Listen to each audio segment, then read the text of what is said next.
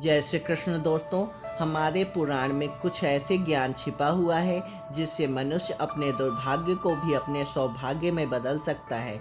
वैसे हिंदू धर्म में 18 पुराणों को बहुत ही महत्वपूर्ण माना गया है। इन्हीं 18 पुराणों में से एक है गरुड़ पुराण, जिसका पाठ अधिकतर किसी की मृत्यु पर किया जाता है जिससे उस आत्मा को मोक्ष प्राप्त हो सके।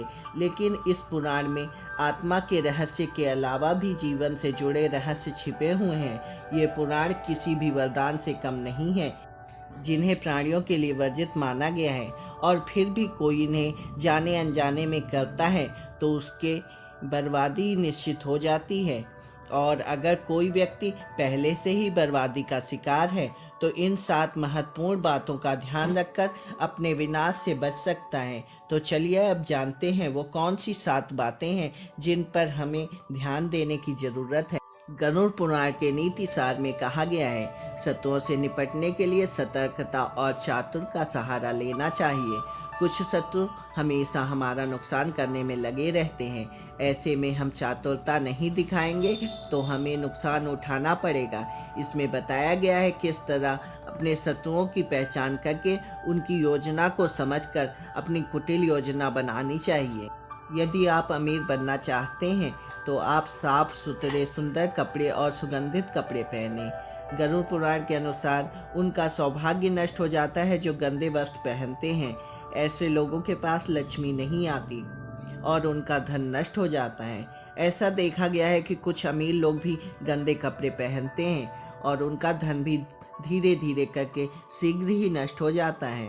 आपने देखा होगा कि कितना भी कठिन से कठिन प्रश्न क्यों ना हो या याद करने की कोई चीज़ क्यों ना हो, सतत अभ्यास से इसमें भी पारंगत हुआ जा सकता है। अगर अभ्यास ना हो तो कोई भी विद्या हो धीरे धीरे भूलने लग जाती है। इसलिए पुराण में बताया गया है कि हमें अभ्यास करते रहना चाहिए। इस पुराण में बताया गया है कि खाना ही इस शरीर को रोगी और खाना ही इस शरीर को निरोगी बना सकता है, अर्थात भोजन ही हमारी ऊर्जा का एकमात्र स्रोत है। हमें आधी से ज़्यादा बीमारी इसी भोजन से मिलती है, परंतु अगर हम संतुलित भोजन करें, सुपाच्य भोजन करें तो हमें कोई बीमारी नहीं होगी। इसलिए हमें सुपाच्य भोजन करना चाहिए क्योंकि इसमें पर्याप्त ऊर्जा प्राप्त होती है। एकादशी व्रत को ग्रंथों में एक पुण्यकारी व्रत बताया गया है। जो एकादशी का व्रत करता है वो चंड और देवी प्रकोप से बच जाता है।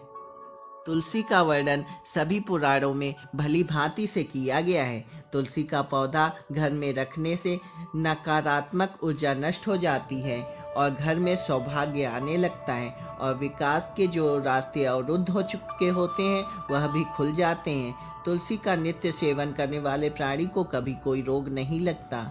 इसलिए हमें तुलसी का पूजन करते रहना चाहिए। मंदिर जैसे स्थान पर गंदा काम करने वाले, लोगों को धोखा देने वाले, अच्छे इंसानों को अपशब्द कहने वाले, वेद पुराण पर सवाल उठाने वालों को भिन्न भिन्न तरह के नरकों में यातनाएं सहनी पड़ती हैं। इन 7 बातों पर ध्यान देकर अपने दुर्भाग्य को भी सौभाग्य में बदला जा सकता है। उम्मीद है आपको हमारे द्वारा दी गई सारी जानकारी पसंद आई होगी।